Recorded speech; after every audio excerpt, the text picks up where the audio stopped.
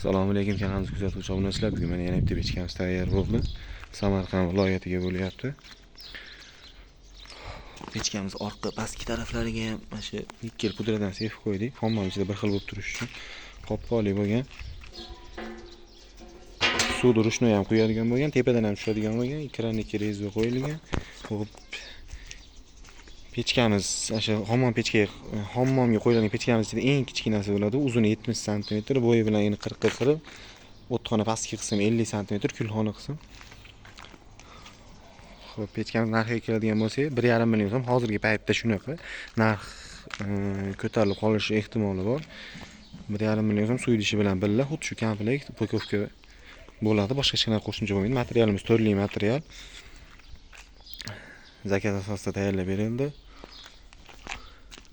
O'txona, kulxona doimgidek gazga moslanmadi. Lekin gazga ham moslab beraveramiz. Kimga qiziq bo'ladigan bo'lsa, ekranga nomerlar qoldirib qo'yamiz. Bemalol aloqaga chiqib telefon qila olasizlar.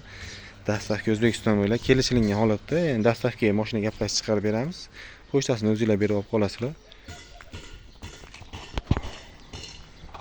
Hammomda pechga qo'yiladigan xona kichkina bo'ladigan bo'lsa, mana shu eng kichkina razmerimiz.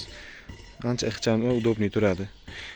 Pechkamiz suv idishi bilan birga o'xshay narxi 1,5 million so'm. Hozircha suv idishsiz pechkani o'zi 1,1 million so'm narxda.